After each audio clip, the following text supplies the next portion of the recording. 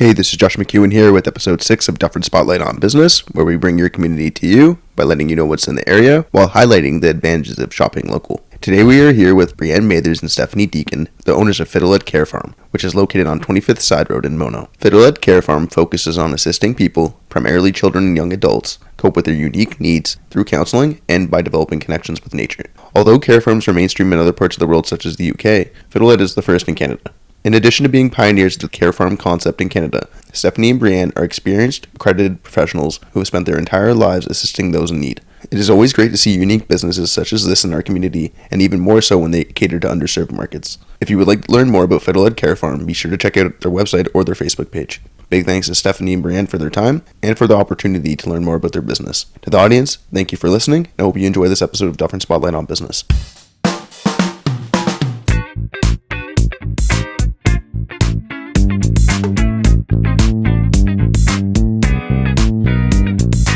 Hi, it's Josh McEwen here with Dufferin Spotlight on Business, and this week I'm here with Brienne Mathers and Stephanie Deacon, the owners of Fiddlehead Care Farm, which is located on 25th Side Road in Mono. Alright, so if you don't mind, can you please give me a brief introduction about yourselves? Sure. So we're Fiddlehead Care Farm. We're incorporated as a nonprofit, and we are a therapeutic farm for kids, youth, and young adults of all ages and abilities, and really just a space for people to come to get innovative counseling services, animal-assisted therapy, explore nature and animals, and then just learning opportunities for people with developmental, physical, behavioral, or mental health needs in a really fun environment. So we're a 50-acre certified organic working farm with lots of animals and amazing staff to help out children and families. Wow, and I imagine the kids just love that. Oh, don't we all love being out in nature and with animals? And it's just kind of an alternative setting to other more typical therapeutic settings that you would find in office buildings or therapists' offices. Would you give us a brief background on yourselves? So I'm Brienne Mathers. I am a certified child life specialist and a therapeutic recreation specialist. So I went to University of Guelph for a Bachelor of Arts in Sociology and then followed that up with a postgraduate certificate in therapeutic recreation. And from there was able to gain the experience through internships and schooling to become both a child life specialist and a therapeutic recreation specialist. So I was able to obtain my certification through an exam process and have been loving my job in play-based education and counseling since. That's awesome. We definitely need to qualify people who love their jobs. And that would be me. Especially in this area. It's very important. So how about yourself, Stephanie? So I'm Stephanie Deacon, and I'm a registered social worker. So I have my Master's of Social Work, and I obtained that from U of T. Cool. After getting my undergrad in psychology and child and youth studies, I knew that I wanted to go into counseling of some sort of children and families. It wasn't until my fourth year when one of my professors said, you can do that with a social work degree. And I'm so glad that they pointed that out to me because nowadays a lot of psychologists in hospitals and other settings do mostly testing, whereas a social worker, I get to go right in the nitty gritty and do some counseling with our families and kids here. So that's great. So social work degree from that. And I did one of my placements at Holland Bloorview Kids Rehab Hospital in Toronto. And that's where I met Brienne. So Brienne and I worked on our complex continuing care floor together, and basically we worked with kids with very high medical needs. So between that and a few other teams, we worked with the brain injury team, autism teams, we got a wealth of experience. Yeah, it sounds like it. Yeah, with kids with all different needs. But we just both had this love for nature, and sometimes we bring the kids we work with out of the hospital and just saw the effects that being outside had on their healing process. For sure, definitely. So we started thinking about this idea of how do we incorporate nature into things that we do. My husband, Daryl, he's a dairy farmer and a teacher background. So at the same time, him and I were just exploring the area and dreaming to like one day maybe we'll raise a family out in the country. And we came across this property. Yes. And so Brienne remembers the day specifically when I called her and I thought, you know what, this is kind of a cool idea. How do we combine all of our passions for working with children and Daryl's love for farming and my background in working with people with all different types of special needs together to film this wonderful partnership and create this care farm. So that's how it slowly developed into where we are now. So that was 2015 that we officially opened Fiddlehead Care Farm, and then we became incorporated as a nonprofit in 2017. So technically we've been open since 2015 and have been sort of growing and changing based on what we've learned about the community and the needs of the families and children in our community. So it's been a really exciting ride so far, and we're looking forward to lots of excitement in the future as well too. So Wow, you guys definitely seem qualified, never mind enthusiastic about the work that you do. I'm glad our passion comes through, because I think that's a really important piece of it, is that For sure. we really do care about the children and families that we serve, and we love what we do here, and we think it's such an incredible collaboration between the actual academic sort of educational side, but really where our passion lies. And we really do hope that that passion comes through not only when we chat with you today, but every time that we meet with our clients and families. So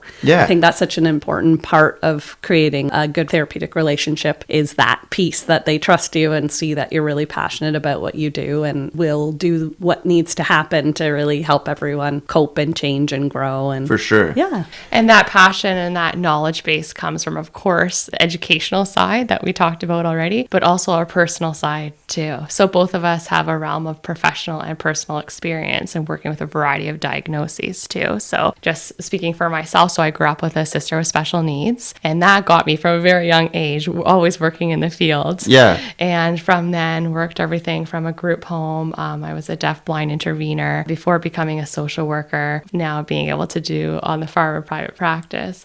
And for Brienne as well, doing everything from public to private work in the brain injury world. So both of us have a lot of experience that way, but also just personally, this is something we really care about. Wow, we're really lucky to have you in our community. Thank you. I know, like seriously, because I mean, the true benefits of these services only come when the people that are in it for the best of intentions and come from a good place. That's the truth. I don't need to tell you guys that. You guys know better than me. Well, thank you. Thank you so much. So what are your most popular products or services? Where we started with this whole thing was our individual counseling and family counseling, and that's still, I would say, our most popular service. We get referrals from all over the community. Usually it's self-referral, so a child or a family of a child who just has some special needs, we call it, but we like to say we all have special needs. Yeah, that's true. Yeah, so it could just be like my child has trouble sleeping, or we've had a death in the family and the child needs some help coping with that, some grief and loss services. My child just seems a bit worried more than other kids, or, they don't even need to use the words anxious or depressed. They can use my child's just sad, or something's up, right? Yeah. So you usually get these kind of words first, and that starts the conversation with just a phone call. So that's how our services first start for the individual and family counseling. So we see the child one-on-one, but also the whole family often comes in. And as Brianne mentioned before, we incorporate the animal-assisted therapy, nature-based interventions right into our services. So Yeah, I met Luna the pig. yes. Yeah, that's so cool. So our office is outside, so it's a bit different. We'll talk a little bit more into that.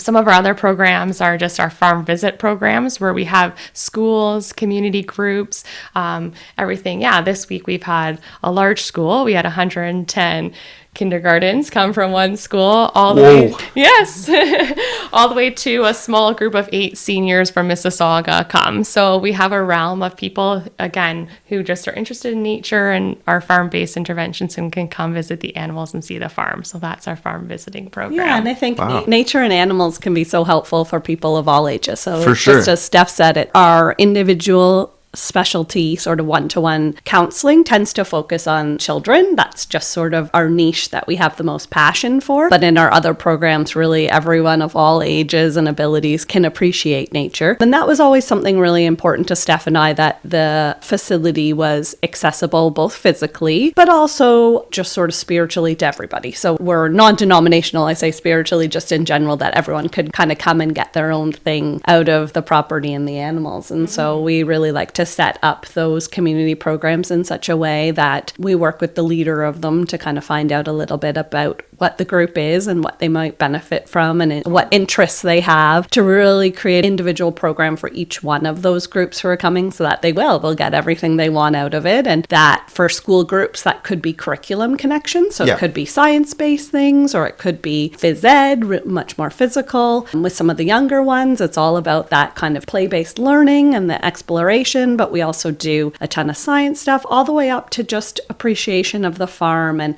how can we, with some of the seniors, really elicit positive memories that they may have Yeah. of being involved with nature or animals or farming in the past. So, and then another big one is that mental health piece that Steph had mentioned. So that idea of we can all work on what to do when we're mad, sad, or frustrated. And they're really important life skills that we can learn at any point in our life, but we can also use them throughout our life after we have learned them. So taking care of ourselves and others, working with animals can really help assist in some of those things. So even just the animal care and animal tasks can have a great effect. Then something like horticultural therapy and working in the gardens has a whole nother piece. And then spending time in the forest and really taking time to slow down and appreciate the forest and some mindfulness is a whole nother sort of setting. So we can always incorporate those both into a community visit, but those things are also very much incorporated into our therapy programs based on the client and family's goals.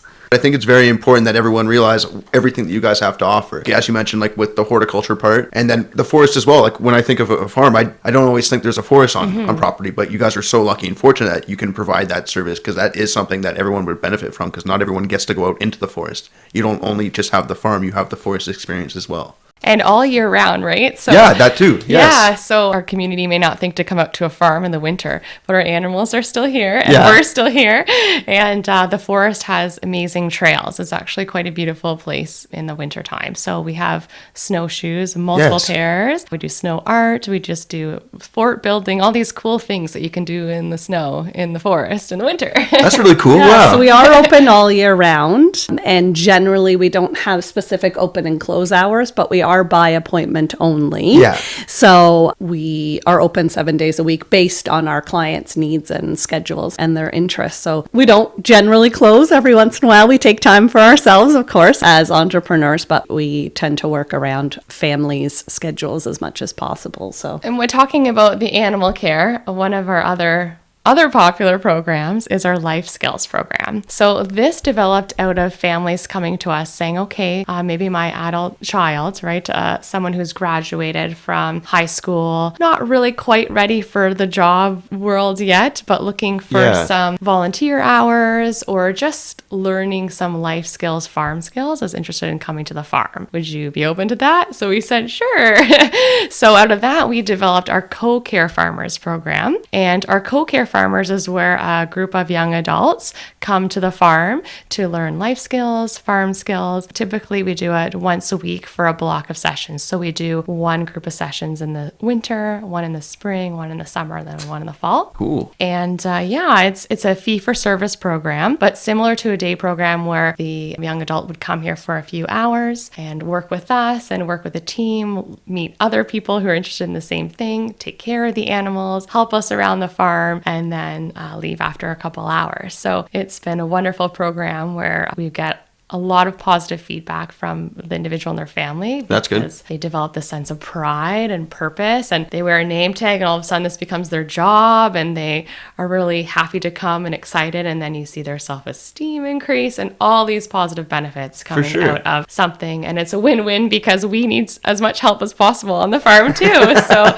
we're all equal members here. That's why we call it co-care farmers, because we all caring for the land, and together, we have this wonderful program where they can help us in doing so. That's amazing. Wow. So again, out of that, when Steph was talking about gaps in the community, our newest program, I'll call it, is our Parent and Taught program. So this is for not only parents, but caregivers of any variety, grandmas and aunts and all those kind of wonderful people who help support families and children when they're growing. So children 5 and under and their caregivers. And over the summer, we were running it weekly. The feedback was once a month would be wonderful. And so it's a chance for them to come for an hour and a half. And part of it is facilitated activities, so a group activity that's very exploratory and nature-based, but also there's free exploration stations, so we really set up stations that allow them to interact with each other. And then we also include a mindfulness component, so parents are very busy, caregivers are very busy, and ways that they can make sure they care for themselves, so that care for the caregiver. And just that idea that coming out with your child is a win-win. It helps the adults just as much as it helps the kids. It helps them network with each other. It gets people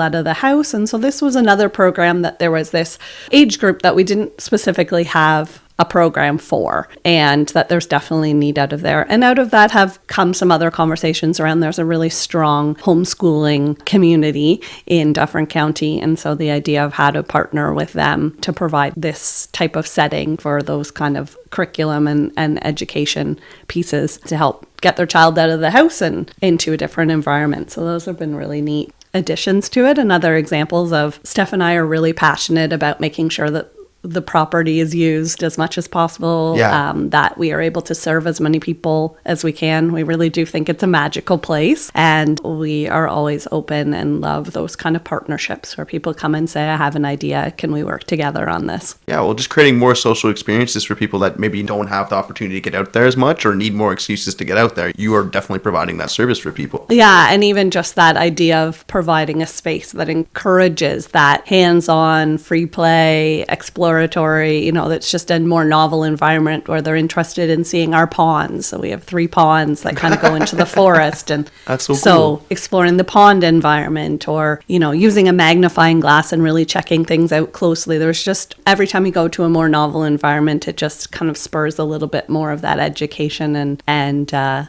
imagination and creativity in anyone who comes here. But again, with those homeschool kids who the parents are really focused on making those functional connections between curriculum and learning and the environments that they expose them to. So yeah, wow. That's, really along the lines of our philosophy here is getting kids back to nature. Yeah. It's so important. Yeah. There's with all the screens out there. So much, pull to screen time, computers, iPads, all these things. Cell phones, right, starting at such a young age, and kids are having trouble coping and regulating their emotions and just being grounded because there's so much pull for all these different things. And hyperstimulation and things like that. Yeah, for sure. Where really nature should be our biggest stimulus, yeah. Right? And so it does. It stimulates us in so many ways, but also helps ground us. All of a sudden, we'll get a referral from a child and they look one way on paper. We read about them and they come here and they're a totally different kid because they're free to explore. We follow one of our favorite authors named Richard Louv, and he's an American author, and he termed this phrase called nature deficit disorder, NDD. And it's this idea that there's such high prevalences of anxiety and ADHD in children these days. And he has a direct link because of less time outside and less time with nature. So anxiety, I would say, is probably our number one reason for referral. And so that's kind of one of the biggest things that we're working on with the kids here, and bringing them out, grounding them, teaching these calming strategies in nature that they can then pull into their everyday lives. So, yeah. And so much about those pieces and those skills come down to slowing down and focusing and taking in the environment around you and appreciating the environment around you, as well as, some other pieces to it. But it is amazing how nature does that for us almost on its own. But in a lot of cases, we're having to teach kids to start out with how to play in nature. They'll go through the trails and come back out and say, I'm done. And it's 5 minutes into it, and that they've missed so much in that wander because they live such a fast-paced life. Mm-hmm. So teaching that and incorporating it as such an incredible physical outlet, emotional outlet, mental health outlet, and also teaching the family that, because the children who come here also rely on their parents to be their coaches, their recreational coordinators, right? And if they're not allowing those experiences for their child. So trying to give everybody the opportunity and the skills that they need to facilitate outdoor activities. And so encouraging families to come here together, or things that they can do in their own home, or almost giving them a little bit of homework to explore their own environment. Many of them can't tell you about the plants that are growing in their own backyard, let alone any other places. So that's a really great one. That is also really incorporated into our summer camp. So that's the other thing we do. We run a low ratio summer camp here. It's very goal directed. And when we talk about low ratio, we're talking usually 2 kids to 1 adult, sometimes in cases 1 to 1. It's Steph and myself, as well as some really experienced volunteers and other staff that we get for the summer. Awesome. Normally, Fiddlehead Care Farm is just Steph and I. 2 full-time staff with a lot of support from Steph's husband, Daryl, from a farming side of things, and a good complement of volunteers and other people who really help us out immensely here. But we bring in other people at summer day camp, and it's, again, an opportunity for kids to come and learn a lot of skills. This year, our theme was around self-compassion. And this is a really important concept about really learning how to take care of ourselves and be kind to ourselves, and then expanding that into kindness of others. But first, we need to start with really caring about ourselves and how to take care of our bodies and our minds. So summer camp has just been an incredible experience. We've run it for the last few years. We collect goals at the beginning, and every single child has at least met, in most cases exceeded those goals. And those are things about learning coping strategies, or children with autism who are practicing making friends. They make their first friends here. It's just a really magical experience that we have so many anecdotal stories to tell about some of the fantastic things that happen at camp. So it's kind of meshing a typical summer camp with some of those therapeutic goals, and then adding the fun of the animals and the farm and the property. It just takes it another level that people are rushing to sign up for the camps year after year, so that's always a good sign. That sound indicates a commercial break. We're new, so we'll just take this time to let you know what Dufferin Spotlight actually does. Each week, we will be releasing a new episode of our show, Dufferin Spotlight on Business, which will feature a discussion with business leaders from around Dufferin County regarding their businesses and accomplishments. The achievements of small business leaders largely go unnoticed, but it is our goal to highlight and recognize them, as these are the people who keep small communities like ours alive. In addition to bringing more attention to the businesses in Dufferin, we will share the advantages of shopping local, so be sure to check back each week to see the amazing things people are doing through their businesses. To find out more about what we do, and to stay updated on the other shows we will be producing, be sure to check us out at dufferinspotlight.ca.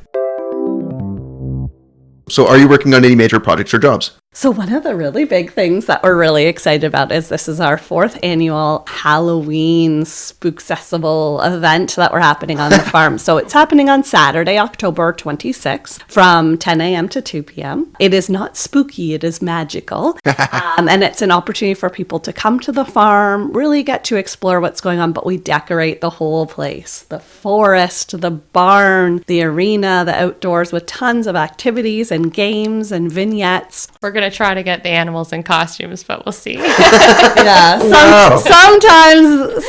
they're not too happy with us, but we'll see. We'll figure out a way. But slime stations, a dance party. As I said, the whole forest is all going to be decorated up with lots of fun stuff, all kinds of activities for the family. Pumpkin art, so the chance to pick a pumpkin from the pumpkin patch and decorate it up and take it home with you. Just a fortune teller, all kinds of fun stuff. So fun for all ages and all abilities. So there is a cost. It's $5 a person or $10 for a family. And that is just to support the cost of running that program on the property. Sounds amazing, though. Free parking. Awesome. And there is something for everybody. So we really encourage people to come by. It's open to anyone in the public who's interested in coming. And as we said, good for all ages. Costumes are encouraged. Awesome. So we will be in costumes. As Steph said, we're hoping to get the animals into costumes. So a good excuse to wear, practice wearing your costume before Halloween actually happens. But this is the 4th year. It's an amazing event. There's a lot of work that gets put into it. A lot of our clients and volunteers have a really big piece in coming up with and designing and decorating the farms. We call it the Fiddlehead family, Fiddlehead Care Farm family. Lots of people put a lot of work and effort into it, and it's cool. It's a lot of fun. Awesome.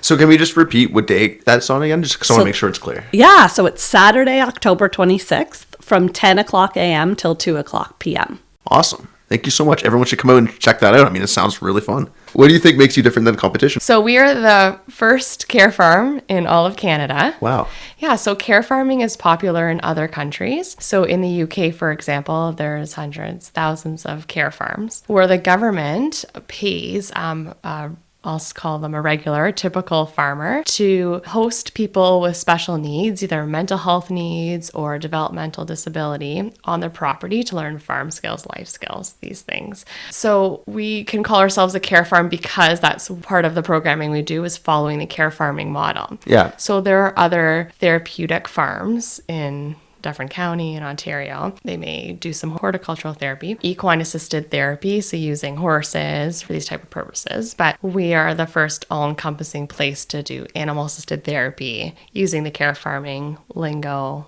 motto. So that makes us pretty unique. We get requests from all over the world, emails on a daily basis, phone calls from around the world, just asking us to be mentors to, okay, I have this passion for farming and how do I set up a care farm? So that's really exciting to us that people are looking 100%. This way into Canada. So another sideline of what we trying to do is really talk about care farming in Canada. What does this mean? What does the future of care farming look like in Canada? Yeah. And push that venue, because wouldn't it be amazing if there was government funding for programs such as this? Yeah, and this is a really beneficial thing to get people into. I mean, versus... It's really working. Yeah, like there are definitely other alternatives that are out there. I mean, we've seen some of them from our own government, but I mean, this is definitely one that produces benefits, and I mean, never mind life skills. Like, they're so beneficial. Like, it's kind of crazy to me that we're not doing more of this. Yeah, the research is definitely out there in the UK. They're coming out with studies after studies about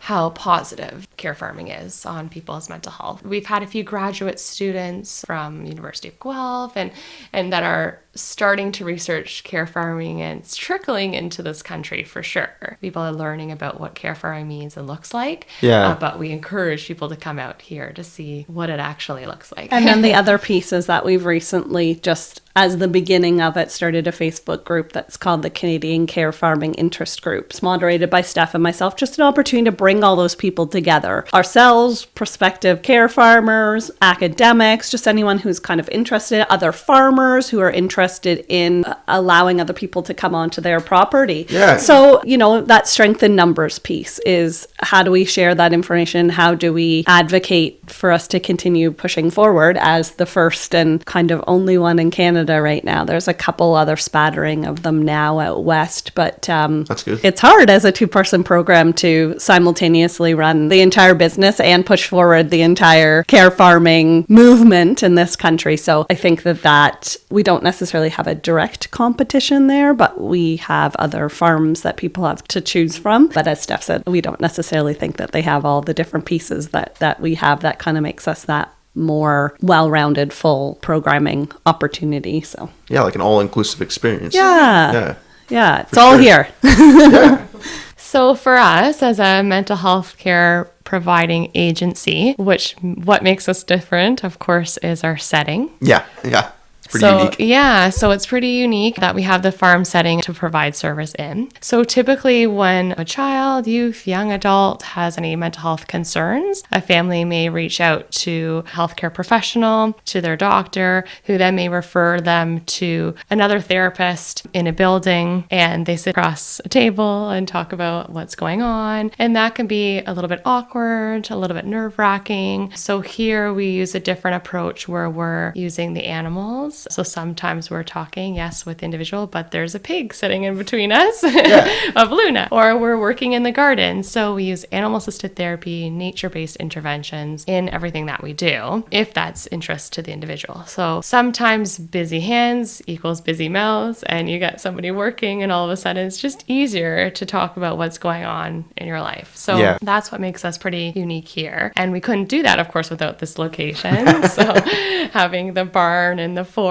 and the fields and these kind of things to walk about is always helpful. Yeah. Another really unique thing, I think, is ourselves as therapists. So we say we're therapists first, farmers second. There's not too many of those. Yeah, exactly. So we just have that therapeutic clinical background where we're able to provide, of course, that expertise in what we do. Yeah. But when a family comes here, they have fun. So sometimes we actually get comments from family that, oh, that didn't seem like therapy. And they're a little bit confused about, really? We're paying for this? You just were playing outside. But there's methods to everything that we do. Yeah. And engaging the individual is the number one thing that a therapist is doing. So oftentimes when a child is brought to a clinical setting, they're playing a game with their therapist. Exactly. Yeah, to make 100%. them comfortable. And, the therapeutic relationship is 90% of the success to having your child overcome these obstacles struggles in their life. So we make that easy here by using the animals and nature. And I think Brianne and I just bring this passion to what we do, that it's fun. And oftentimes we've actually almost never had, once we've gotten a client or family here, say that they're not going to come back. So that's a pretty high success rate. Yeah. So once we get them here and yeah, I can give a really good example of that. One of the clients that I'm working with is helping out a lot with our Halloween event coming up. And, she actually asked me, is this part of my therapy? And I said, yeah. And she said, well, what are we working on? Like, which are my goals? So I started talking to her about how some of her goals were about advocacy and leadership and social skills. And she's creating a whole vignette that includes her talking to the public. And so she's directing, she's advocating, and then she's putting herself forth as someone who has a lot of social anxiety to be the face of this vignette that she is doing, which will include her talking to many, many, many strangers, which just a few months ago would have absolutely never happened. So it was really funny that even her kind of said, is this part of my therapy or is this not part of my therapy? And Steph and I think that's great when that happens, because as Steph said, we have a method to our madness. We don't say, we are going to do this really fun activity because guess what? It's working on turn taking and self-esteem and self-confidence and breathing and slowing down. And we have a whole list of reasons why we're doing it, but they just think that we're having a wonderful time. So we think that that's such a win-win to have that. And with Steph and my vast experience with different populations, different age groups, I think that really makes us very specialized and makes us different from our competition in a lot of senses. Never mind your credentials, which is obviously, like you said, like superlative, like it proves that you're able to help a wide variety of people. But I mean, just like you said before, building life into your therapy is a lot better than being into like a clinical setting where it's a lot of it's manufactured. And even when you're playing the game, like that does help a lot. But I think when you're actually doing something and providing a real benefit, I think that is a lot more conducive to getting a child to open up, because it shows that kind of like that you're trustworthy because you're taking care of these animals all the time as well. And you're helping introduce them to maybe a new friend. And that's a lot more helpful, I think, at least for select kids, than being in a clinical setting. Yeah. And I think that really leads into another piece of what makes us successful and different than our competition is just that philosophy piece. The idea of really incorporating the nature in animals and that idea that exploring and learning and experiencing and touching allows us to grow. That more active-based model can really help a lot of us learn differently.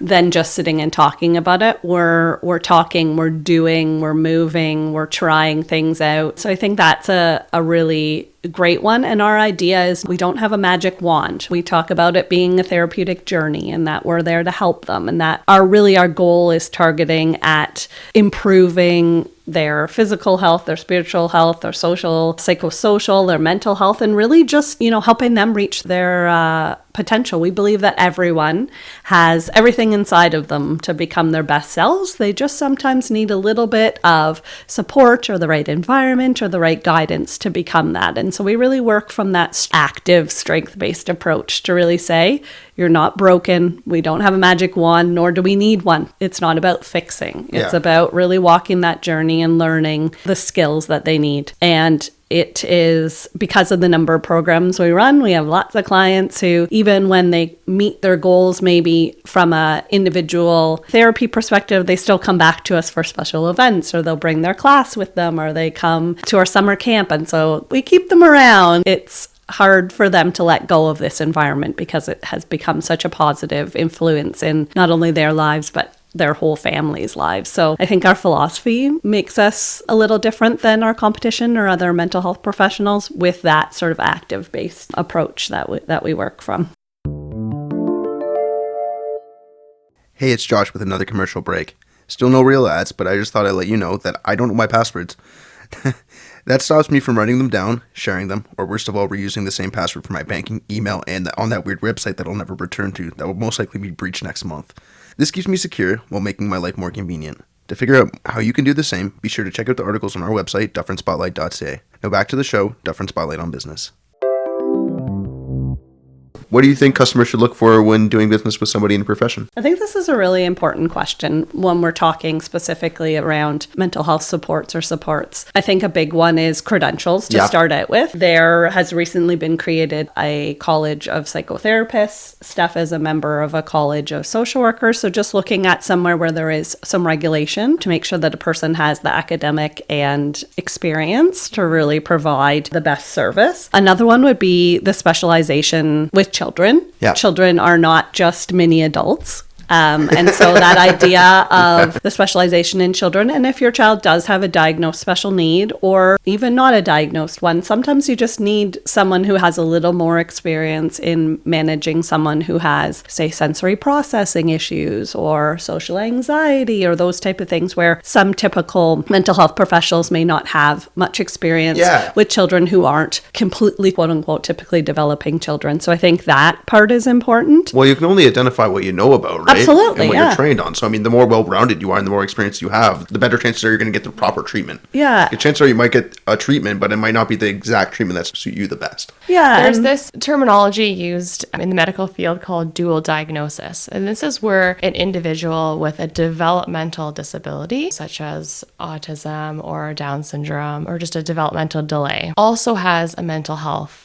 issue. So they may have a mental health challenge. They may have some anxiety and some depression. Well, if you think about it, in the past, these used to be two very different things. You either have mental health or you have a developmental delay, not both. Yep. But if you think about it, with the high prevalence of children with autism, of course, because their brains working differently, they're going into school and they're making or not making friends. Yep. And then all of a sudden these experiences affect their mental health and they develop things like depression or anxieties. Of course, they're going to have social anxieties. It comes actually hand in hand with the diagnosis, not very separate things. So again, this dual diagnosis piece is what's so important to look for and what makes this location and Fiddlehead Care Farm so specialized, because Brianna and myself can really support the clients with these very high needs. Yeah. Yeah. Well, I mean, that's only logical. I mean, no, that goes to show, you definitely need someone that knows what they're doing and has the experience to be able to identify that. Because some people just attribute it like, well, that's just the way people are. Yeah. And it's like,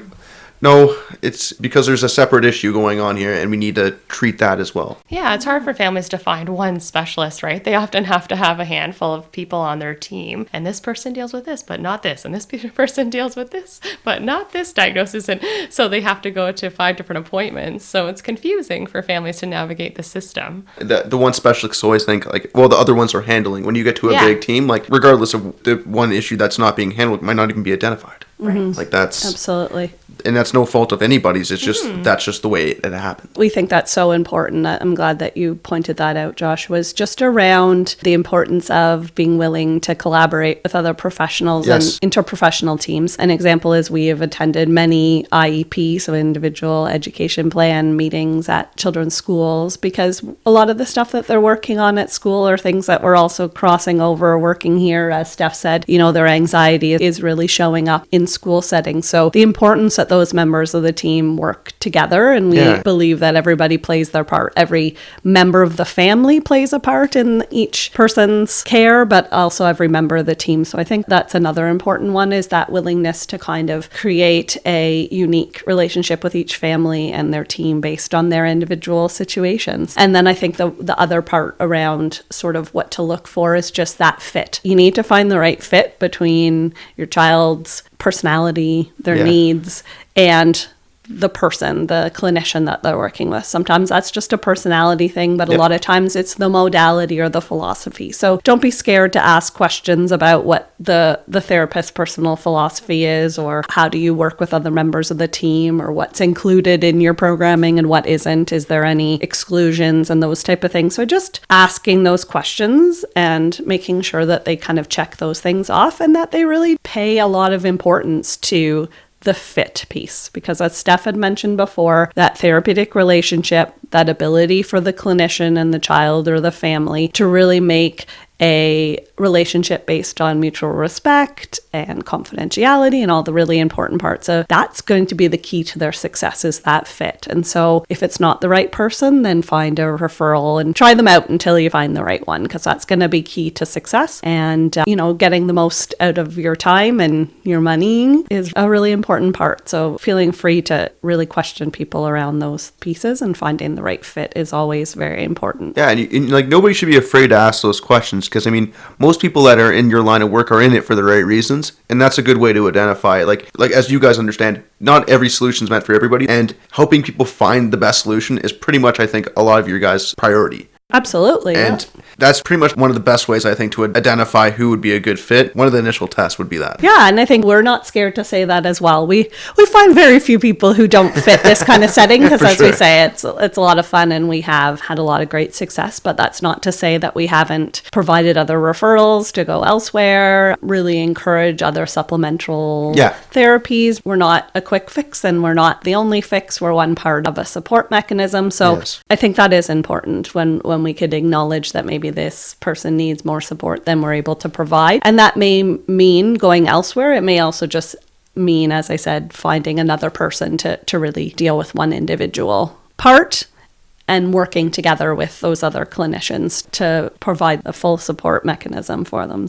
So when you were younger, did you think you'd be doing this? That's a good question. I don't think I could have ever dreamed of what this would become, even just since Steph and I met each other and kind of concocted this idea. It really has come to life and has flowed even differently than we thought. If you were to ask me when I was younger, ask my parents what I said I was going to be, I always said I was going to be a teacher or work at a facility that was close to my house called Participation House, which is a residential and outpatient facility for people with a variety of developmental conditions, which I became involved in when I used to do swimming there. And then my brother did swimming, and I just was really drawn to that population. So from very young, I would say probably from 5 or 6 years old, I used to volunteer with quotes while my brother was doing swimming and stuff, to just play cards or interact with the residents there. And I was really drawn to how I could, I don't think I could say this at the time, but how I could sort of make a difference in their time. They were looking for someone to hang out with and chat with, and I could be that person, and I got just as much out of it as they did. So did I think I would be doing this? Not necessarily, but did I start out wanting to be in a helping profession? Absolutely. And then life experience and personal experience has really just brought that passion forward even more. Yeah, well, this is so unique. How could you predict this, right? Yeah. But that's awesome that your entire life, it seems like you've been helping people. Yep. Both of you, from what I understand. We were drawn to it, for slightly different reasons, but same, through early life exposure. It's amazing what I can do to help sort of take you down a specific path or help you explore those opportunities that bring you personal and professional fulfillment. So that's really important. Like when you have young kids and stuff like that, getting them out there and getting them and talking to people that just are lonely and need more people to talk to, that's a huge help. That's something a kid can definitely do regardless of the age, as long as they can talk. Absolutely, yeah. And especially seniors and stuff like that, like they would definitely appreciate if more kids came and visit them, even if they don't know them. Just give them more of an opportunity to get out there and talk. Yeah, just meet all different kinds of people and be exposed to all different people with all different needs and uniqueness. And help break up the day. Yeah, exactly.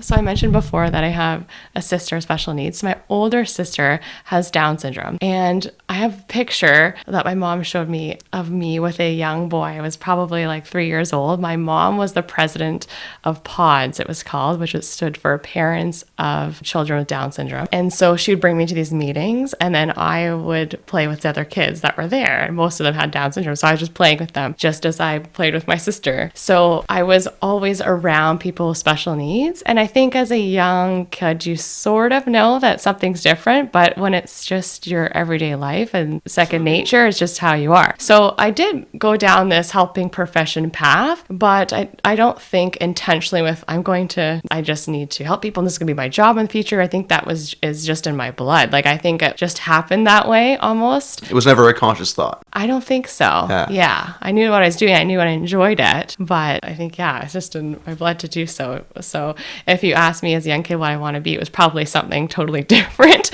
because I didn't feel like this was a job. This was just life, right? Your job was kind of different from what your life was. So maybe I wanted to be an astronaut or something. I'm not sure, but But I would say if you were to have asked us, 6 years ago or something, what did this look like? Yeah. I think as Steph had mentioned before, we thought it was going to take many, many, many, many more years to get to For sure. even opening this place. And I think the dream has exceeded what we had planned for the beginning. So that's always cool to have happened in, less than 6 years' time or 5 years' time, to go from this thought, just chatting with each other on a back porch or at work or whatever, what we would be able to do, to seeing it come to life is pretty incredible. So especially a nonprofit with so many different facets to the business. Yeah. Like it is quite impressive. Well, like thank it you. would have taken a lot of Still work. growing.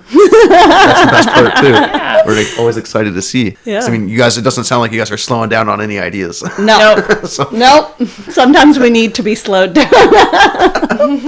awesome. You guys started this yourselves. Yeah, so we started this, I think I'd mentioned that before. So I had a soft launch in 2015, officially opened, and then became a nonprofit, officially incorporated in Ontario as a nonprofit in 2017. And we don't have any partners. It's just the two of us, but having a wonderful business partner is so important, and someone who's equally as passionate about what we're doing. And we have similar skills in some areas, but also different skills in lots of other areas. So that kind of comes together to make it run really well. And then we're very lucky to have because we're a nonprofit, a board of directors, so a volunteer board of directors who we really have been very lucky with the incredible selection of people who have agreed to be on our board, and with the guidance they've been providing us, who all have very different hats on. So a small business engineer to a large account manager to a nutritionist, a respiratory therapist. It's a really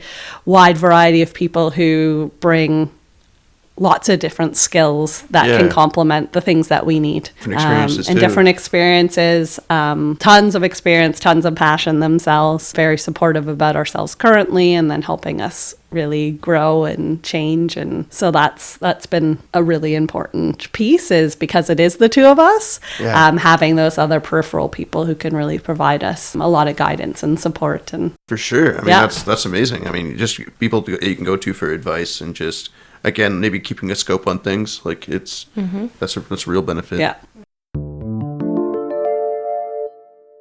Hey, it's Josh again with another commercial break.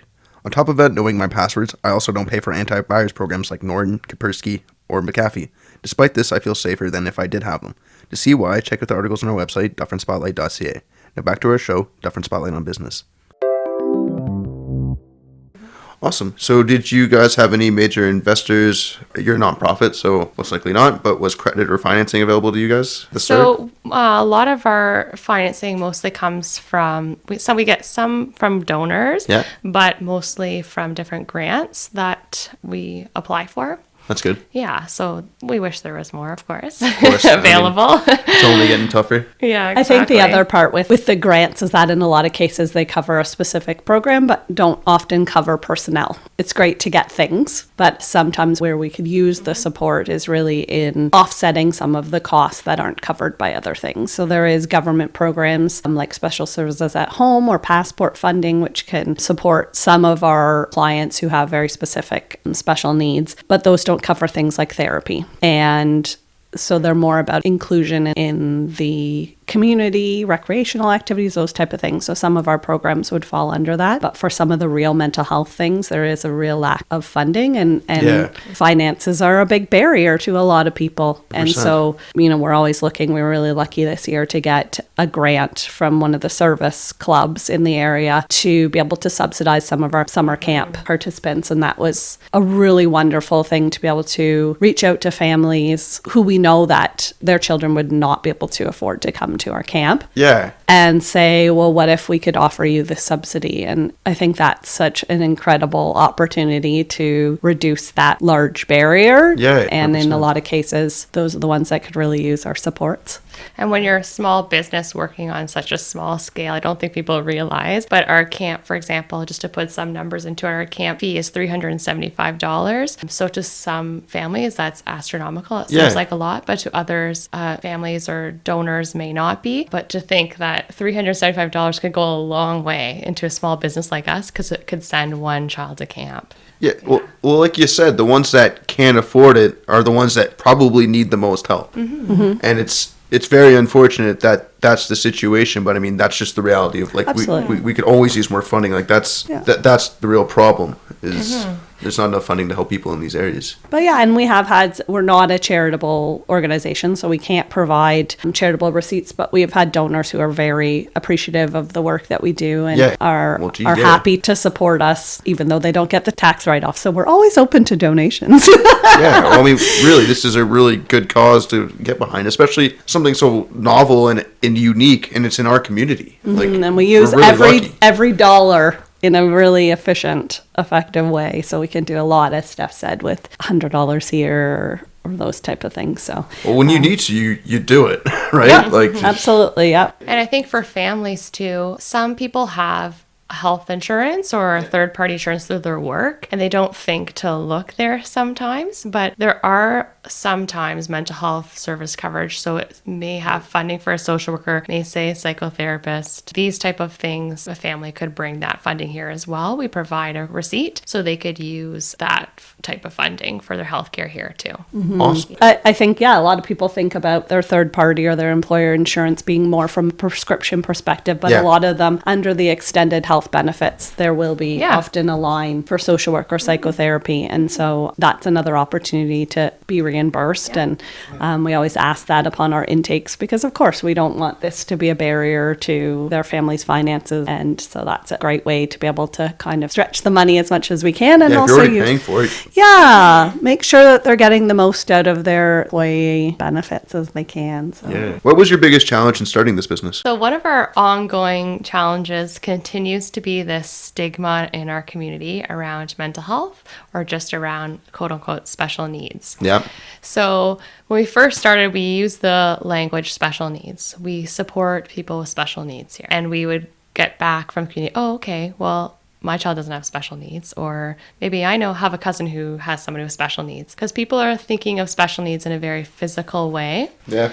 But we like to say that we all have special needs because we all need something special in our lives, right? It's just how equipped are we to deal with it? Yeah, of Whether course. the family or the individual person. Yeah, exactly. So we all need little tune-ups or touch-ups here and there, right? Whether 100%. it's just some support or someone to talk to when we feel a little bit sad, or some coping strategies on what to do when we feel a little bit scared. Yeah. So we all can use these strategies. So this is the message we're trying to get out, that mental health doesn't have to be a scary thing, that these feelings of anger or sadness are normal. We all have these feelings. Just some of us experience those more frequently than others and more intense than others, and we can help with that. So that's a big challenge in getting rid of that stigma. Yeah. For sure. Yeah, really. I mean, especially when the thing that you're trying to help isn't properly defined. Yeah. Like, special needs is definitely not just targeted to a few individual cases. Like, it's everybody has them. And even if we receive a referral and it has a quote unquote diagnosis on it, we take that as a guideline. Yeah. But to us, it's really about, what are they coming here for help with? How does that express itself individually for that person? How can we provide them with really important skills that can help them cope for the rest of their lives? And so even in those cases where there might be a defined diagnosis, it's just letters on paper. It's really about finding out what that child and family's individual needs are and how we can best support them in a way that makes sense to them and is as fun as possible and as effective as possible. So I think the challenge comes, as Steph said, in people actually just acknowledging that this might be a place for them. Yeah.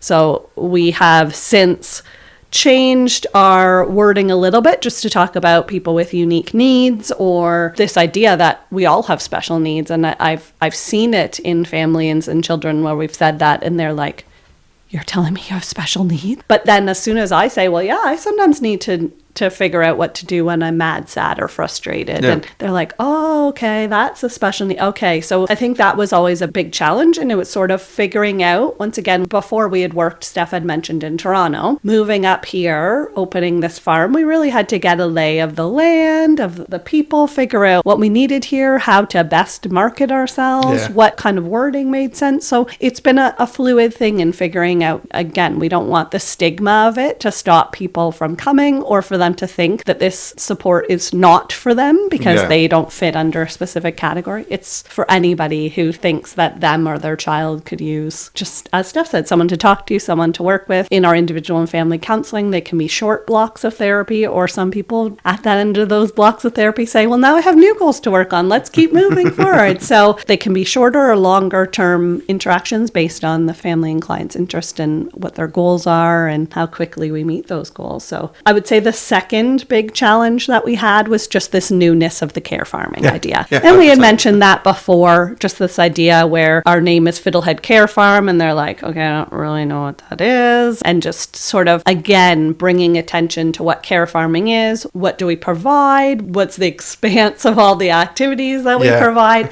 And so that newness is, of course, a big challenge where they just don't understand what that word care farm means. Does that mean with that? Yeah, we're okay with it. Because we want people to be intrigued, right? Yeah. We want them to ask us, what is care farming, right? It has two beautiful words, caring and farming. And people are always kind of wanting to know, how can we help support our environment these days, right? It's kind of a hot topic. Like, we need to care for our land, to care for ourselves. Where does our food come from, and how important this is in Dufferin County? So I think people are intrigued by the terminology of care farming. So we encourage people to ask us and ask questions and keep those questions coming. So I think with these things that we call challenges, we also see them as opportunities, right? It's opportunities to break down the stigma. It's opportunities to learn more about care farming and the effect of being out in nature animals can have on us, and the effect that we can have on the environment. And that environmental stewardship starts with being out in the environment, caring about what happens, understanding the interconnectedness, all those things. That's where that care for the environment starts. So that's a sort of secondary benefit of it, is that the closer you get to nature, the more likely you are to care for it, care about it, notice the little things, just care about the world around you. Yeah. And care about all species, big and small. So not just humans, but other little insects, and appreciating what they all do for us, whether they're creepy looking or not. That's why you get the magnifying glass. Yeah. When you look at things closer, sometimes they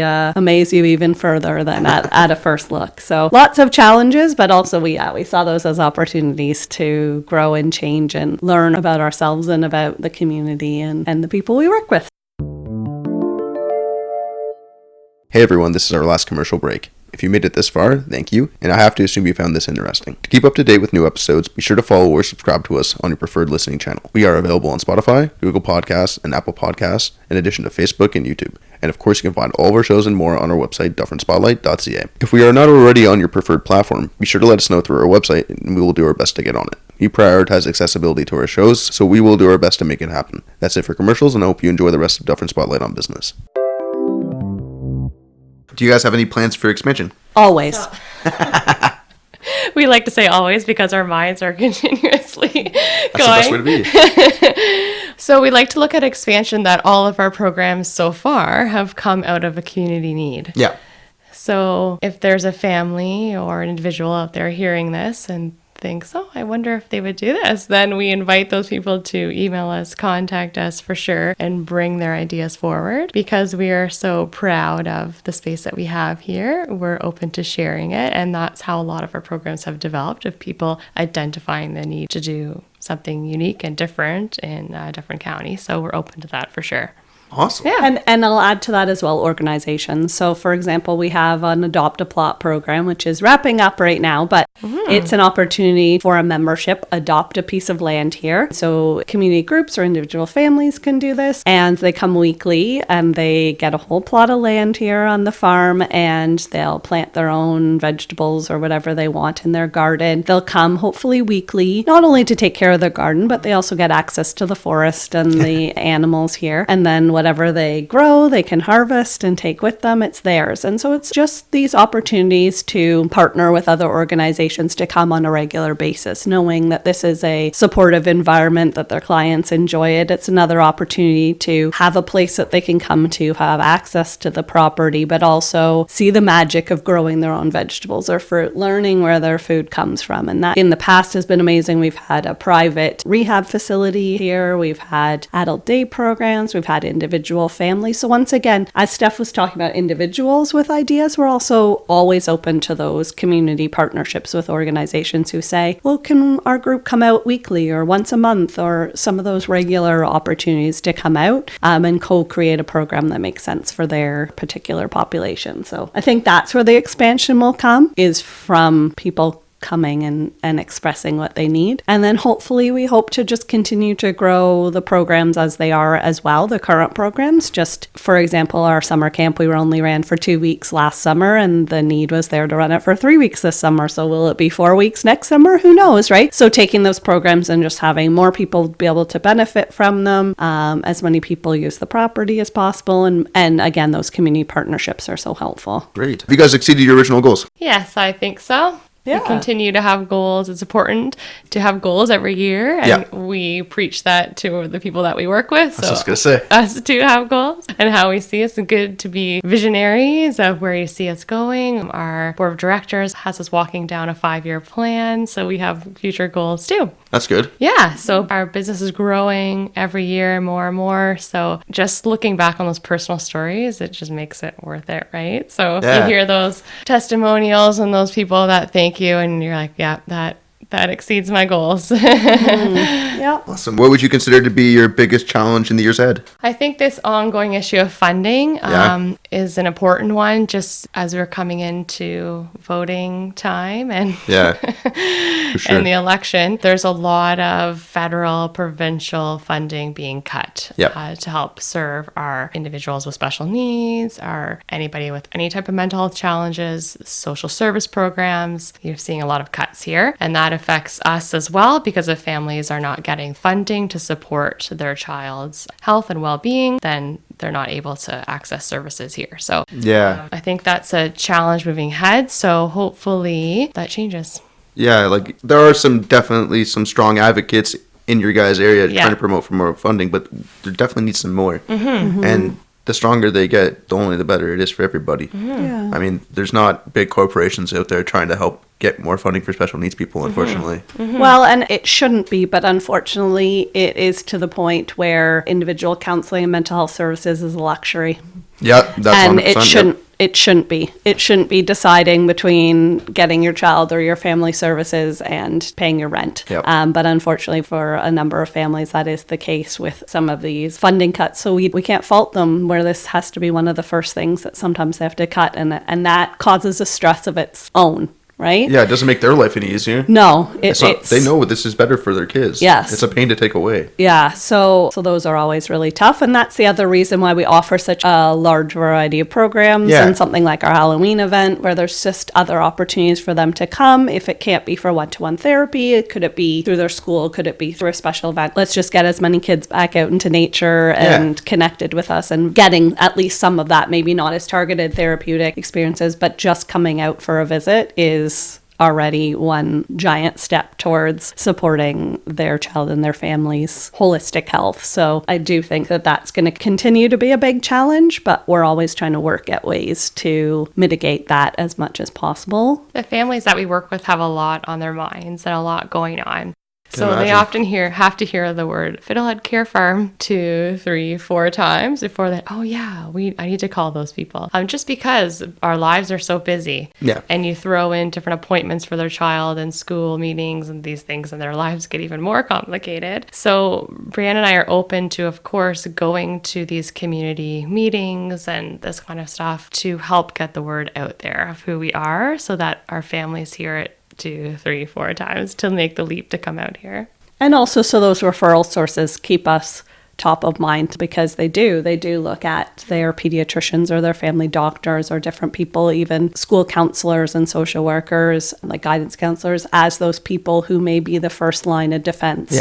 Who can say, I know of an organization who may be of help. So I think even more of those community partnerships and those opportunities for us to come and tell them more about what they do, or for them to come see us, because I think that's when the magic really happens, is when you can actually come and step on the property and meet Steph and I in person and talk about what we do. And so I think that continues, that idea of who we are and getting out there. It's a 2-person team is always a challenge that we continue to try and tackle, and just having more people know who we are and more people seeing us top of mind as someone who is there to support children and families in our area. We don't have a specific catchment area. It's really as far as families are willing to drive. But if they are wanting to come for more intensive therapy once a week or so, there is a barrier to living many hours away. Yeah. But we will continue to see those challenges as opportunities and try and do our part in advocating. So that's where the Canadian Care Farming Interest Group comes in. Yes. Again, strength in numbers, opportunities to support how important access to a program such as ours is and how cost effective it is from a funding perspective. So we will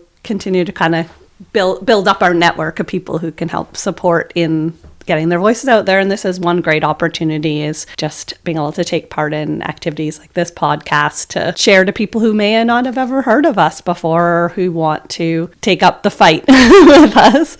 Yeah, and I mean, like care farms sound like a great solution because, like you said, like I don't know, but I mean, I would have to imagine like the cost of this versus having someone in like a clinical setting. Like I would imagine this is a bit cheaper, if not substantially cheaper. Absolutely. And you think the government would be all over that and be looking for more opportunities to grow things like this, but it's just maybe awareness is a factor and things like that. Like you said, it's popular in the UK. You think they would have learned from over there, like they do so many other things, but. Yeah.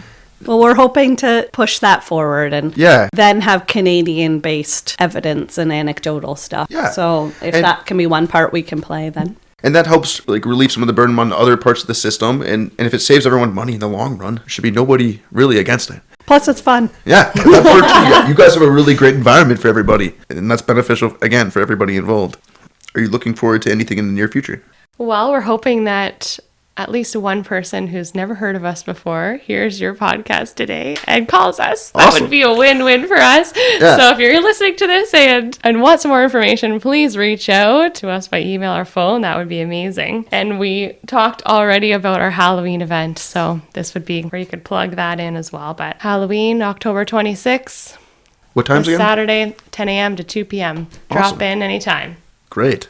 Thank you so much for your time. Thanks, Josh. Thank you. All right, that's it for this week's episode of Dufferin Spotlight on Business, and I hope you enjoyed it. Big thanks to Brianne and Steph for taking the time to help us out with our show, and to those of you who listened. If you would like to learn more about the people and businesses who make Dufferin what it is, be sure to check back every Tuesday for new episodes. The easiest way to do this is to follow or subscribe to our show, wherever you prefer to listen. We are currently available on Spotify, Google Podcasts, and Apple Podcasts, in addition to Facebook and YouTube. Of course, you can find all of our episodes and more on our website, dufferinspotlight.ca. If there is anywhere else you would like to see us, please let us know through our website and we'll do our best to get on it. If you haven't had a chance to check out our episode from last week, it was with the owners of 88 Dance Company, Bernita Rose Souza and Benita Rose Small. 88 Dance Company is a business with strong community roots and is a studio for competitive and recreational dancers to own their skills. This episode was a good one, so I hope you enjoyed listening. Until next time, get to know your community and shop local.